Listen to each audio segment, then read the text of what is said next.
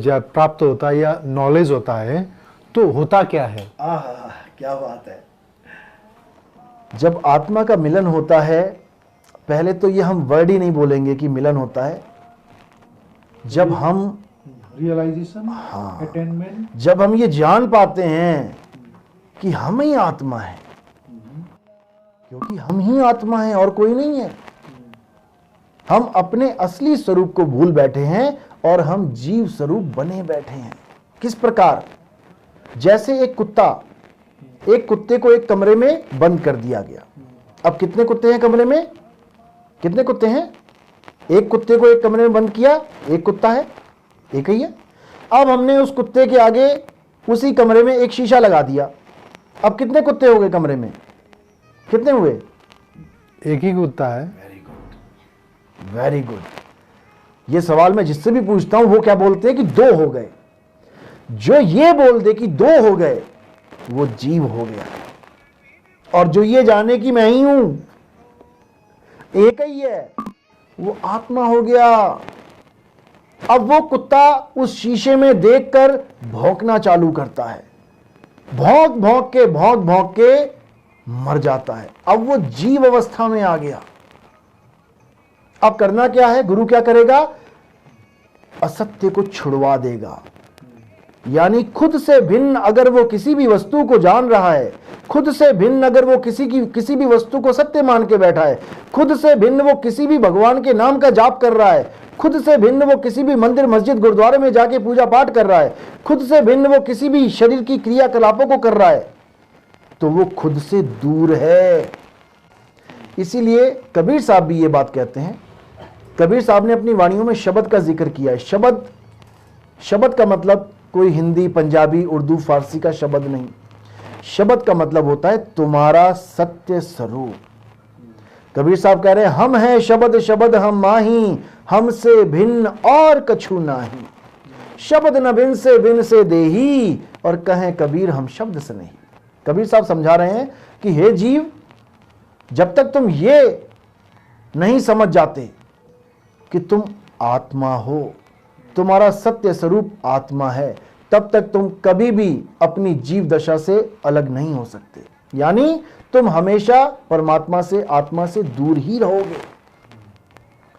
अगर तुम अपने आप को सतगुरु की शरण में रख के, उसके द्वारा प्राप्त हुए ज्ञान को अपने जीवन में धारण करके सत भक्ति करते हो, केवल भक्ति नहीं, भक्ति तो बहुत प्रकार की है, सत भक्ति यानी सच्ची भक्ति। और सच्ची भक्ति कैसे करते हो? सतनाम के द्वारा, केवल नाम के द्वारा नहीं कि मन आया तो राम जप लिया, मन आया तो अल्लाह जप लिया, मन आया तो वाहेगुरु जप लिया। ये सब इंसानों के बनाए हुए अक्षर हैं, ये सब इंसानों के बनाए हुए खेल हैं। इंसानों की बनाई हुई चीजों से ऊपर उठो, उसको जानो जो स्वयं से है, जो सदा से है, और वो केवल आत्मा है। आत्म तत्व को जान लोगे तब तुम्हारी ये भ्रांति खत्म हो जाएगी कि तुमसे भिन्न और कुछ है। तुमसे भिन्न और कुछ नहीं है। ये सब मायावी संसार है। जो आंखों से दिखाई दे रहा है वो सब माया है। मंदिर आंखों से दिख रहा है, माया है। मूर्ति आंखों से दिख रही है, माया है। जिसके बारे में बोला गया है गो गोचर जहां लग मन जाई और तहां लग माया जानो भाई।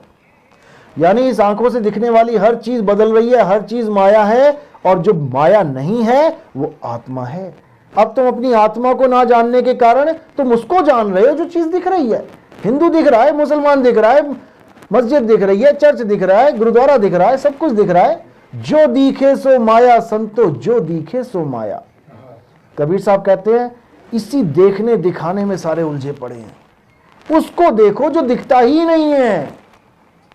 तुम उसको देख रहे हो जो दिख रहा है, और जो दिख रहा है वो केवल और केवल माया है।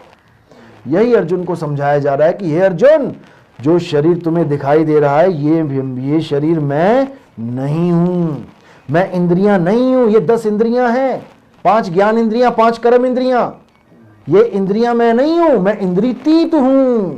ये काया मैं नहीं हूं, मैं कायातीत हूं। ये मन माया मैं नहीं हूं, मैं मायातीत हूं। मैं मनोतीत हूं, यानी मन से पार हूं, माया से परे हूं। ये तो मेरी माया है जिसको देख के लोग मुझे कृष्ण समझ रहे हैं। ये शरीर कृष्ण नहीं है, क्योंकि इस शरीर की तो मृत्यु हुई है। पैर में तीर लग के तो क्या कृष्ण जी की मृत्यु हो गई? बिल्कुल नहीं। जो मुझे शरीर करके जानते हैं, हे अर्जुन, वो मूर्ख है, नादान है।